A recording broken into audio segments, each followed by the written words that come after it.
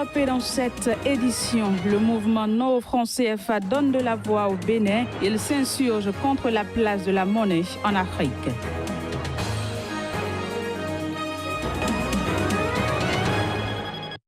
Chose promise, chose faite. Au Sénégal, l'ex-président Abdoulaye Wade a démissionné de son poste de député.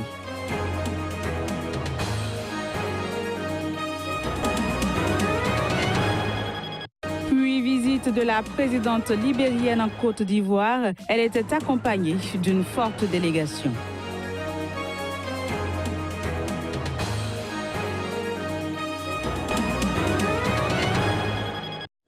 Ravi de vous retrouver pour cette nouvelle édition de l'information sur SICA. Bienvenue à toutes et à tous. Première destination, le Bénin, où le mouvement No Franc CFA était face aux médias ce samedi. Les membres du groupement ont donné leur position sur la présence du franc CFA en Afrique. On fait le point. Faire ce combat aujourd'hui est un combat de suivi que nous faisons. Donc j'invite toute la population béninoise, toute la population de la zone franc, toute la population africaine d'ailleurs, à se soulever contre le franc CFA. Le franc CFA continue de créer la polémique en Afrique. Économistes et activistes, notamment membres du mouvement No Franc CFA, se sont penchés sur la question de la monnaie au Bénin. Pour les membres de ce creuset, l'objectif est unanime. Sortir du franc CFA, ce franc CFA avec ses mécanismes de fonctionnement. Nous voulons quitte à chacun de nous de poser des actes pour pouvoir se faire entendre. Revenons à nous-mêmes, ayons notre propre monnaie, mettons-nous au travail pour des résultats meilleurs. Pour le groupement No Franc CFA, combattre la monnaie en Afrique est aussi le chemin vers une véritable indépendance pour le continent. Du Bénin, rendons-nous au Sénégal. Abdoulaye Wade, comme il l'avait promis, démissionné ce dimanche de son poste de député. L'ancien président ne sera donc pas présent à la cérémonie d'ouverture solennelle de la session parlementaire le 14 septembre prochain. Les images. Estimant avoir accompli sa mission en permettant au Parti démocrate sénégalais et sa coalition Ouattour Sénégal, dont il était la tête de liste pendant les législatives du 30 juillet dernier, de disposer du premier groupe parlementaire d'opposition avec 20 députés, l'ancien président sénégalais a démissionné ce dimanche de son poste de député. Et ce, comme il l'avait promis.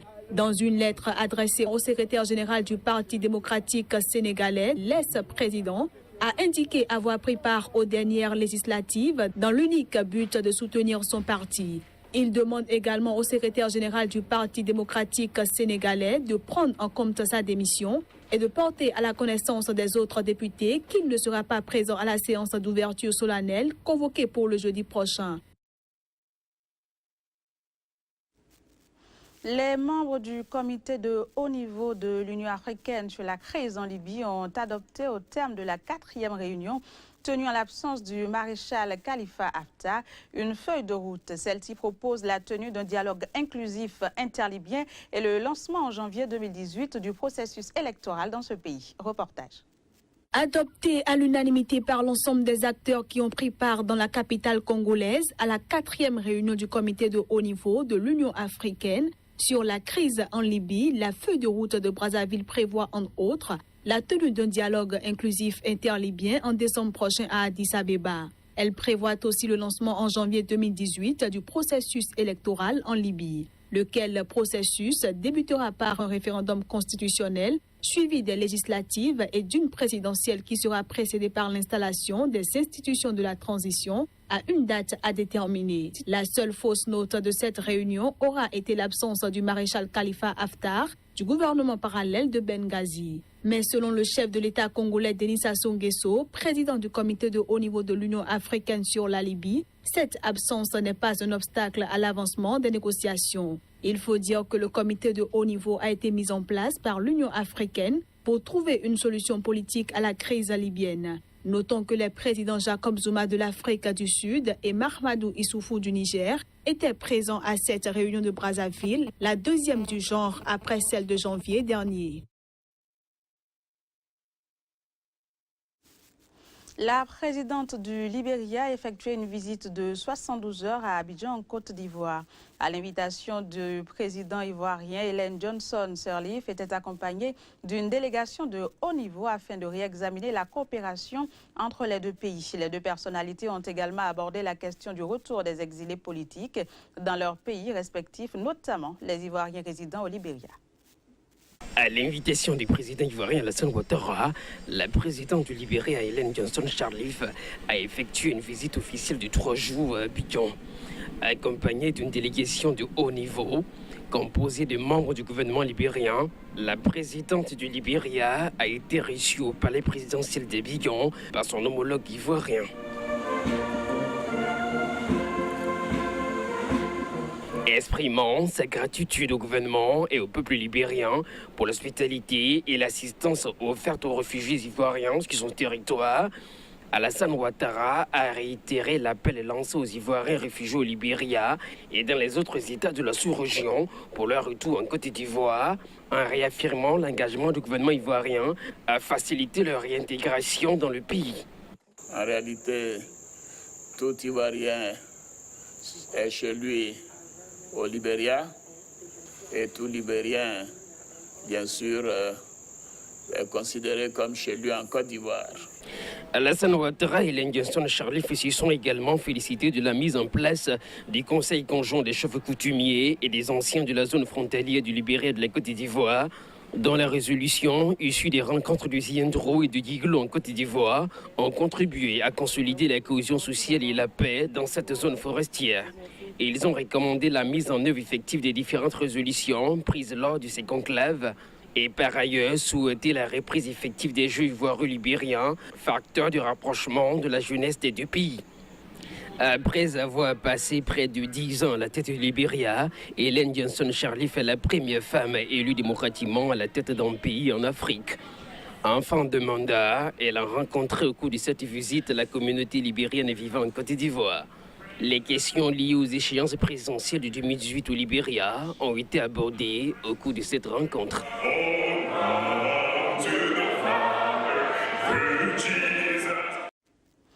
Page Sport à présent, la vice-championne du monde du 100 mètres et 200 mètres de Londres, l'Ivoirienne Marie-Josée Talou a été reçue par le chef de l'État ivoirien Alassane Ouattara. Le président ivoirien a exprimé toute sa fierté de voir la jeune athlète porter haut le drapeau de la Côte d'Ivoire lors de ses différentes prestations. Talou Marie-Josée a été élevée au grade de commandeur dans l'ordre du mérite sportif. Chris Paterna-Sémia. Arrivée deuxième sur le 100 mètres et le 200 mètres dames lors des championnats du monde d'athlétisme à Londres, la sprinteuse ivoirienne de 28 ans, la double médaillée d'argent Marie-Josée Talou, a été reçue par le président ivoirien Alassane Ouattara. La cérémonie s'est déroulée au palais présidentiel devant les autorités du sport en Côte d'Ivoire. Nos athlètes ont fait preuve de détermination. Et à chaque événement, on voit comment ils sont concentrés. Et Marie-Josée en particulier l'a démontré. Et c'était un grand moment pour nous. Et je voudrais vous dire à nouveau bravo, bravo pour ces 2 médailles en argent. Enfin, la médaille d'or et la deuxième médaille en argent. Parce que je me disais, mais est-ce que nous pourrions écrire à la fédération pour dire qu'on n'est pas d'accord?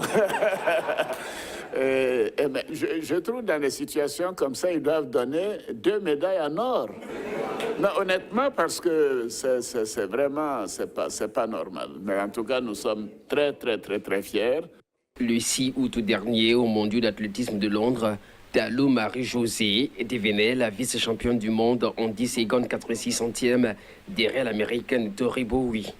Pour l'athlète ivoirienne, le rêve se poursuit.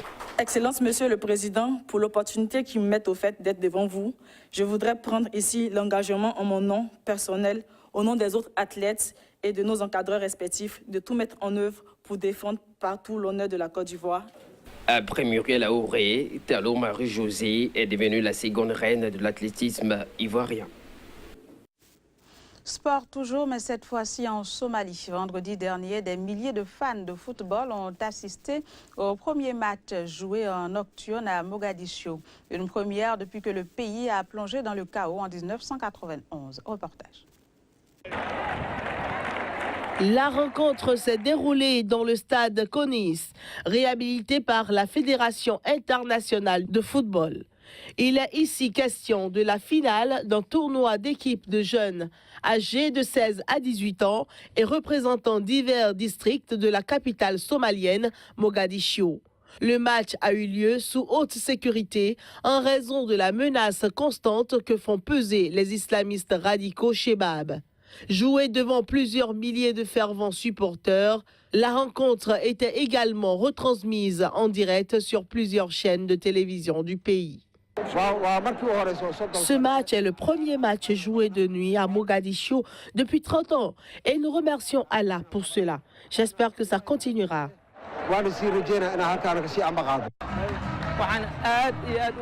Je suis très heureux de voir que ce genre de match peut être joué pour la première fois depuis 30 années. Cela fait partie du développement que nous entreprenons jour après jour. La fédération veut croire que ce match ouvrira la voie à d'autres rendez-vous de ce type qui n'étaient jusqu'à présent pas organisés pour des raisons de sécurité et d'éclairage défaillants. Il faut rappeler que depuis la chute en 1991 du régime du président Siad Barre, la Somalie est plongée dans le chaos et la violence entretenue par des milices claniques, des gangs criminels et des groupes islamistes.